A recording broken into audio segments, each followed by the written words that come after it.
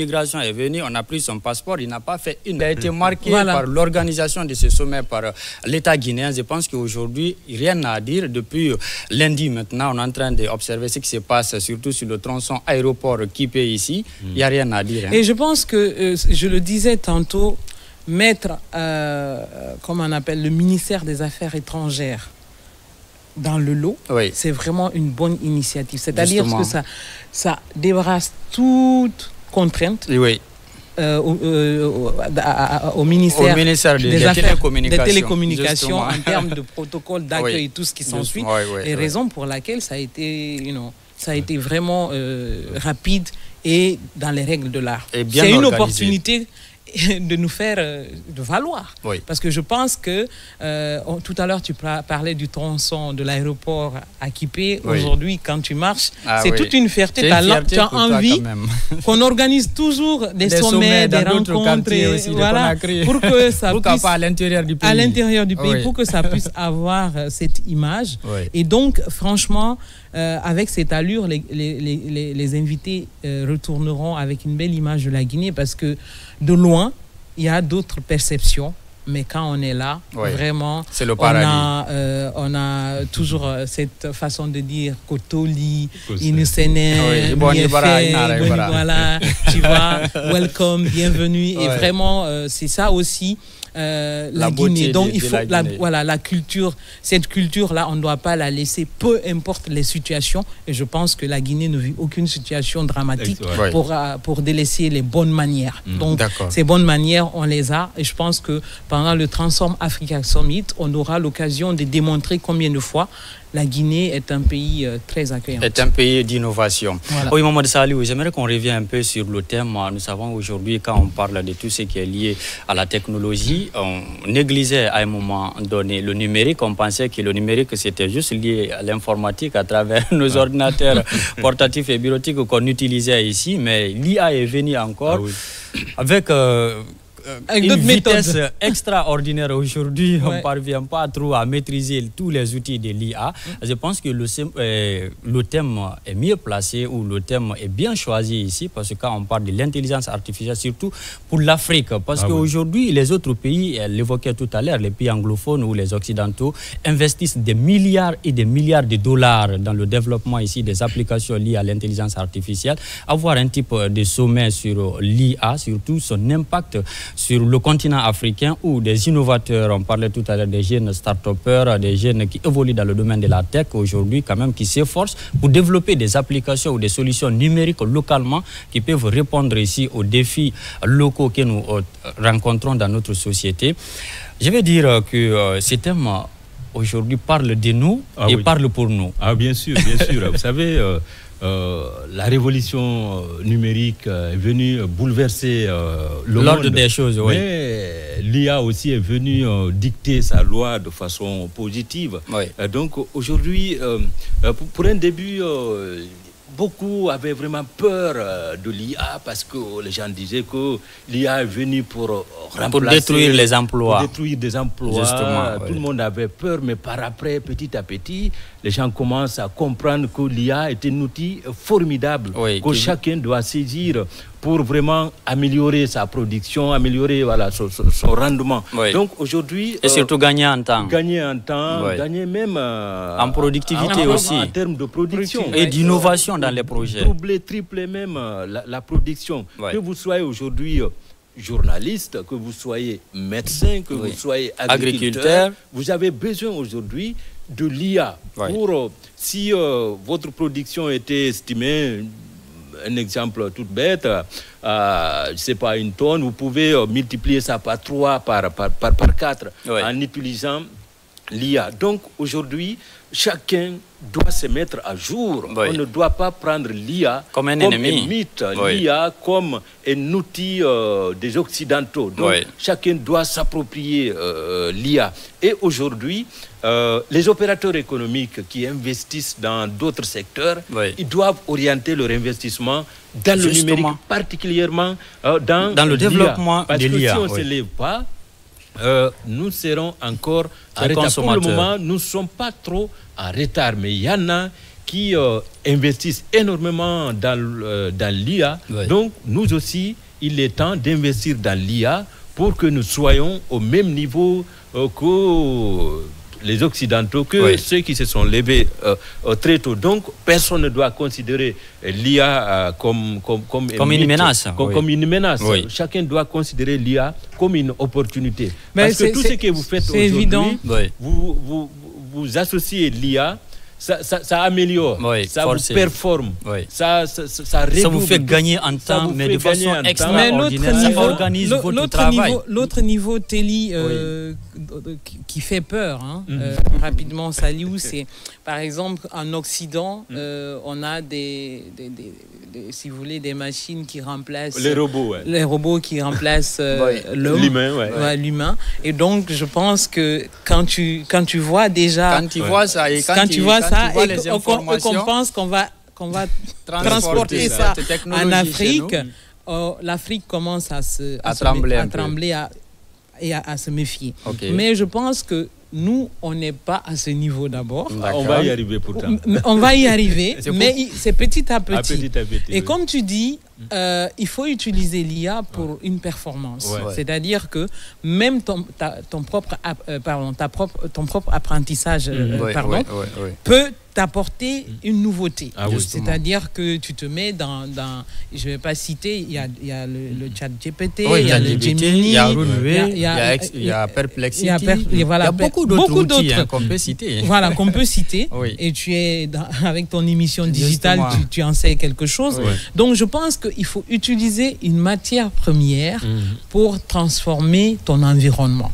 Voilà. C'est pas dépendre de la chose, mais l'utiliser pour transformer quelque chose, pour apporter un plus, parce qu'en l'utilisant, toi-même, je pense que tu as une petite connaissance et une solution rapide et concrète. Et qui peut t'ouvrir d'autres opportunités. Donc je pense que là, il faut, avec l'Afrique, c'est mollo mollo, comme le disent les Ivoiriens, mais on ne va pas sauter les étapes. Non, pas du tout. Donc, sauter les étapes, déjà, ça nous envoie à cogner la tête au mur. Donc, comme on le dit, il faut la formation. C'est ça. Et je pense que même les médias aujourd'hui se forment à ce rythme. Les médias sont impactés par l'IA aujourd'hui. En effet. Et même aujourd'hui, quand tu vois la performance, le contenu des rapports, le contenu des textes, des discours et tout ce qui s'ensuit, de certains articles, certains médias, ça fait référence à tout cela. Mais en fait, il ne faut pas être esclave parce que tu as ton idée essentiel que tu peux, avec la causerie, avec la connectivité de l'IA que tu as avec toi, ça dépend de ce que tu utilises pour t'aider à mieux comprendre. Il y a par exemple, quand tu utilises un comment on appelle ça, des outils de l'IA, il va te dire attention, tout ce que je te dis n'est pas accurate. Voilà, c'est ça. Parce que je suis là une machine pour t'aider. Par rapport à la menace d'emploi, il faut le dire. C'est de penser qu'on peut s'asseoir, croiser les bras et que l'IA travaille à notre place. Ça pour moi. C'est là la bêtise. Pas du tout. Donc il faut avoir le prérequis, il faut avoir le minimum. Tu fais ton boulot, tu demandes à l'IA peut-être d'améliorer. Sinon, facilement, l'IA peut te nuire en erreur. Mais si tu fais ton boulot comme tu as l'habitude de le faire, l'IA peut t'aider à améliorer. Donc, ton travail. On ne croise pas les bras pour dire non, l'IA va tout faire tout seul. Donc, il faut travailler et faire appel à l'IA pour améliorer ton travail. Donc, ça renvoie un peu à la question de la formation. Si on se forme, on doit pouvoir utiliser l'IA comme on le souhaite. Sinon, c'est l'IA qui va nous utiliser autrement. Donc, il faut se former pour pouvoir démystifier aujourd'hui l'intelligence artificielle. Si vous n'avez pas le prérequis, vous ne pouvez pas saisir toutes les opportunités que l'IA vous offre. Donc, ça renvoie carrément à la question de la formation, mais aussi à l'investissement. À l'investissement. J'ai assisté à un panel où un panéliste disait que même pour utiliser l'IA ici, il faut être intelligent. Ah oui, bien sûr. C'est pas parce que vous avez ChatGPT dans votre téléphone que vous venez vous asseoir. ChatGPT, envoie-moi un article. Mais c'est pas comme ça. Il faut avoir un prompt, il faut savoir causer avec ChatGPT. Surtout, il faut savoir poser des questions à ChatGPT, des questions intelligentes, précises. Toi-même, que tu sois d'abord intelligent avant d'utiliser ChatGPT. Je pense qu'à travers ces sommets, les panélistes vont revenir sur ça aussi pour pouvoir expliquer aux gens, aux entrepreneurs locaux comment utiliser l'intelligence artificielle ici pour pouvoir impacter chez nous ici. Parce que le développement, ça commence d'abord par ta propre personne, ta communauté, pour pouvoir maintenant impacter globalement. Oui, en effet, alors je disais que une fois on a suivi une formation avec Saliou où j'étais impressionné par un fait. C'était que le formateur a fait une commande, mais je pense que ça c'est un outil spécifique pour les entreprises parce qu'il nous disait que ça coûtait excessivement cher, donc individuellement parfois même les outils que je viens de citer là, vous pouvez travailler juste pour 10 fois, disons restreint, comme ça. C'est restreint. À partir de là, il faut payer parce qu'il y a des développeurs qui sont derrière ça aussi. Il y a des maisons qui sont derrière ça, qui investissent des milliards de dollars dedans pour pouvoir améliorer. Et qui ont besoin de leur ristourne. Donc, ne soyons pas des consommateurs de la production de l'IA. Justement. Soyons aussi actifs. Des innovateurs. Parce que si vous restez là de façon passive, vous allez consommer tout ce qu'on vous donne et vraiment au finish vous ne pourrez pas digérer rien produit. Mais cette formation dont je parlais, ça permet aussi de réduire les coûts. Par exemple, si tu veux faire une affiche et c'était devant nous, je ne sais pas si à ce moment tu étais présent dans la salle, c'était devant nous, il a commandé une affiche à cet outil pour dire fais-moi une affiche où tu as les cultivateurs, les agriculteurs, les femmes, des hommes et là c'était en 5 secondes, avec la bonne connexion, il te fait cette affiche et ça te réduit les coûts d'aller chez les prestataires. En fait, à partir de ça, on va nous dire non, l'IA c'est pas bon parce que l'argent que je devais gagner avec ton affiche, le prestataire, il va aussi se formaliser. Mais je pense que pour la rapidité, pour être vraiment efficient et tout ce qui s'ensuit, l'IA aussi peut nous aider dans des aspects comme ça. Et je pense qu'il faut s'approprier de cet outil. Pas seulement pour les écritures et tout ce qui s'ensuit, mais pour les projets. Parce que c'est vrai que tu as une idée, tu sais même pas par où commencer, mais comme tu dis, il faut avoir c'est vrai, quand il y a un manque d'inspiration, des fois, va avec la roche, mais tu ne peux pas t'asseoir ici et tu commandes. Va avec la roche, une image, viens avec quelque chose, il faut apporter quelque chose. Chiffonne si tu veux. Et après, avec ce projet, il va te redéfinir les choses, les aspects, et puis tu vas maintenant. Mais après, c'est à toi de retirer, d'ajouter ce que tu veux dedans. Dis non, écoute, ce que tu m'as donné, moi je suis pas d'accord. Il faut que tu. C'est en fait une idée proche qui est ci ou ça. Donc je pense que on peut utiliser l'IA de la bonne manière. En tout cas, en toute chose, il faut aller avec la bonne manière. Et surtout la responsabilité. Et beaucoup de responsabilités. Voilà. Et il faut le dire par rapport à la menace d'emploi. Et récemment, on a suivi Amazon qui a licencié 14 000 de ses employés pour pouvoir investir dans le développement de l'intelligence artificielle pour booster ses activités. Aujourd'hui, Saliou, alors on peut dire que le choix de ces thèmes, ça résume ici en fait les défis que nous rencontrons sur le continent africain. Oui, ce sont des thèmes d'actualité. Vous savez, aujourd'hui, on ne peut pas parler du numérique sans parler de l'IA. On a compris qu'aujourd'hui, l'IA est une opportunité. Et il faut faire en sorte que la jeunesse africaine saisisse cette opportunité. Parce que de par le passé, on a investi dans beaucoup de projets. Aujourd'hui, le continent africain très jeune, si aujourd'hui on se lance dans le numérique, on ne dira pas qu'on ne va pas rattraper ceux qui nous ont dépensé depuis des siècles, mais on peut réduire quand même l'écart. Et l'IA, aujourd'hui, c'est un outil précieux qui nous permet aujourd'hui de réduire cet écart carrément. Donc aujourd'hui, la jeunesse africaine doit beaucoup travailler dans ce domaine pour en tout cas pouvoir non seulement rester sur place, pour pouvoir même créer des emplois pour elles-mêmes, pour pouvoir produire sur place, pour éviter ce que nous vivons depuis toujours, cette route calamiteuse de la migration irrégulière qui cause d'énormes dégâts et des fuites des cerveaux. Donc choisir aujourd'hui l'IA, je pense que c'est un thème d'actualité, qui interpelle et la jeunesse et les dirigeants et les décideurs à tous les niveaux. Donc il va falloir aujourd'hui attirer l'attention des opérateurs économiques, de tous ceux qui ont les moyens, d'investir vraiment sur l'intelligence, dans les outils du numérique, spécialement sur l'intelligence artificielle, parce que c'est un outil vraiment formidable qui peut vraiment nous aider à franchir encore une étape de plus dans, si vous voulez, sur le chemin du développement économique et social. D'accord. Ange, aujourd'hui, c'est par rapport aux citoyens encore qui sont réticents, parce que ceux qui évoluent dans le monde professionnel quand même commencent à intégrer soit des solutions IA ou des solutions technologiques, ou quand même utiliser une technologie pour résoudre un problème. Mais l'autre défi, c'est au niveau des citoyens lambda. Par exemple, ma grande soeur qui se trouve à Lola là-bas, quand tu parles d'intelligence artificielle, mais elle te dit c'est quoi? Aujourd'hui, est-ce qu'il ne faut pas, à travers ce forum aussi, peut-être ce sont des thèmes, des panels qui peuvent survenir par rapport ici à l'intégration de l'IA dans la société au plus profond des pays? Est-ce qu'il ne faut pas y penser? En effet, je me rappelle, il y a de cela 3 ans plus tôt, où j'étais à Dakar et je rencontre un des caméramans qui était aussi très connu, qui venait souvent en Guinée lors des événements et tout ce qui s'ensuit, et qui me disait, moi, mon prochain projet, c'est l'intelligence artificielle. D'accord. C'est un rêveur.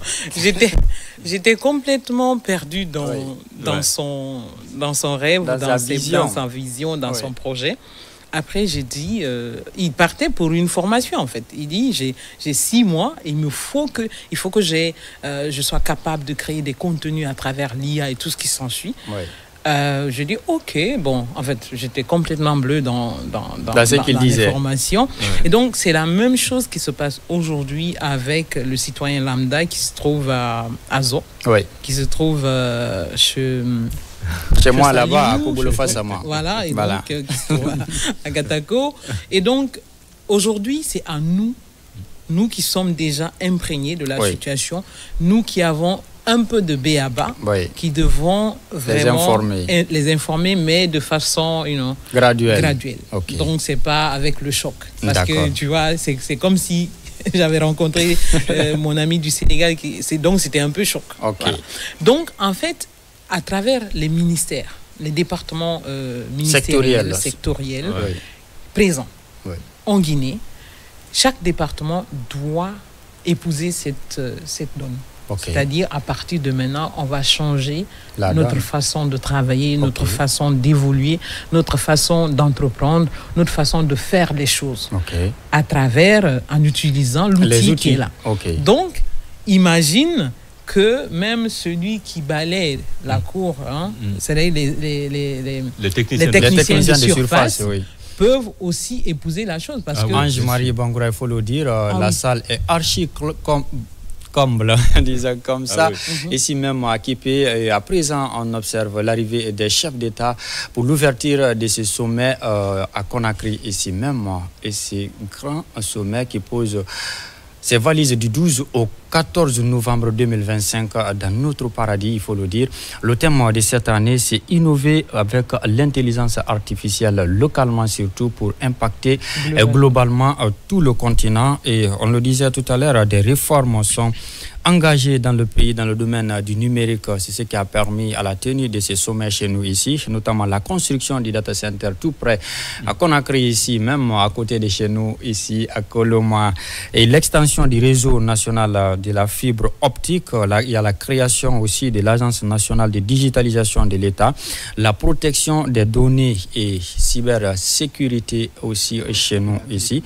Il faut le dire, Donc, la salle est archi comme je le disais, il y a même plus de place. Tout à l'heure, il y a même plus de place. À présent, on voit l'arrivée du chef d'État. Voilà, du chef d'État, Mamadi Doumbouya, sur place. Et l'image n'est pas si nette, mais je crois qu'il est avec le président Paul Kagame. Paul Kagame du Rwanda, bien sûr. C'était... D'accord. Il faut le dire, le sommet Transform Africa se tient à Conakry ici, qui a commencé déjà aujourd'hui. Intelligence artificielle pour l'Afrique, innover localement, impacter globalement. Ce sommet incarne ici la vision d'un continent qui prend pleinement son destin numérique en main. Permettez-moi de me présenter très rapidement. Je suis Eric Mboua, originaire de la Côte d'Ivoire, basé au Maroc, à Marrakech. Et c'est ma toute première visite ici, dans ce beau pays, à Conakry, en Guinée. Et c'est un honneur double de pouvoir partager la scène ici avec ma sœur, vibrante voix du pays et du continent. Merci d'applaudir encore Salematou Sako Camara, s'il vous plaît. Well, thank you very much, Eric. And once more, welcome to Conakry.